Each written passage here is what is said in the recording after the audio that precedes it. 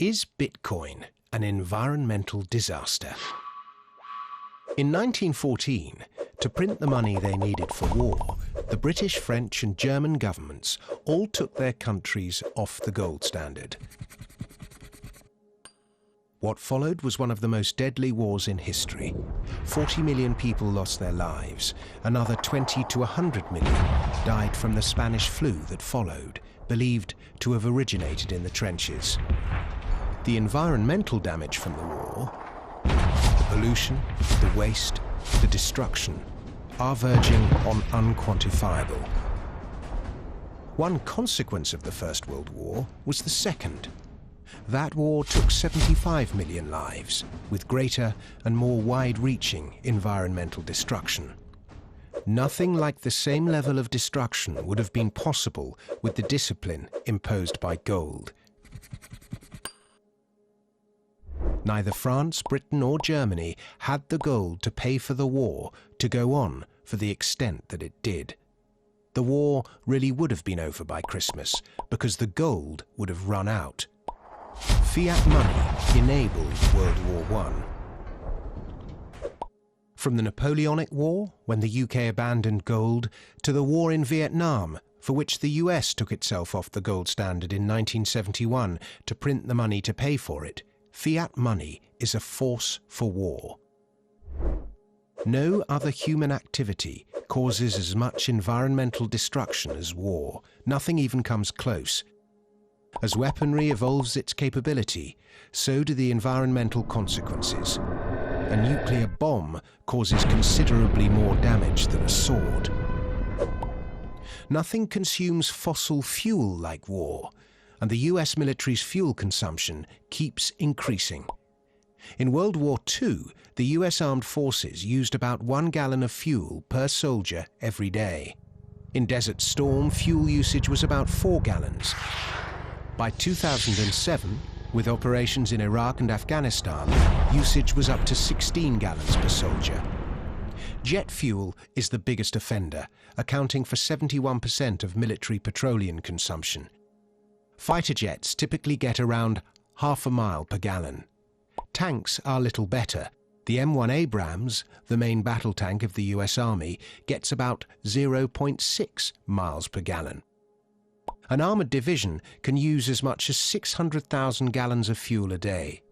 No surprise to learn, the US Department of Defense is the single largest consumer of fossil fuel in the world. The US Army has not gone green, and neither has China's. All that fuel is burned in war to destroy,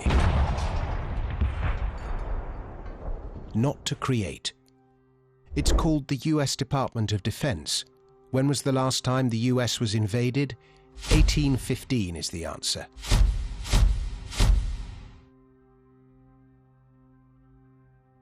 I have focused on its wars. There is also the mammoth environmental damage caused by government waste and the unintended consequences of its misguided spending. The environmental disaster is not Bitcoin, it is big government. When a government has the power to issue money at no cost to itself, its power within a society is disproportionate. Permit me to issue and control the money of a nation, and I care not who makes its laws, is the famous quote attributed to Mayor Amschel Rothschild. How do we limit what government is capable of? It's all very well saying we have democracy, we have the ballot box. If we don't like what a government is doing, we can vote them out. It doesn't work. The military-industrial complex remains the same, the civil service remains the same, the contractual obligations remain the same. In 2003, 36 million people marched in protest against the war in Iraq before it had even started, in the biggest global peace protest ever seen. Bush and Blair ignored them and went to war anyway, under false pretenses, as it turned out. Protesting doesn't work. Voting changes nothing. There's an old saying amongst Bitcoiners, Bitcoin fixes this.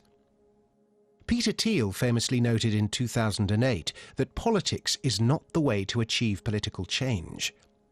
The mode for escape, he said, must involve some sort of new and hitherto untried process that leads us to some undiscovered country. Bitcoin is that escape.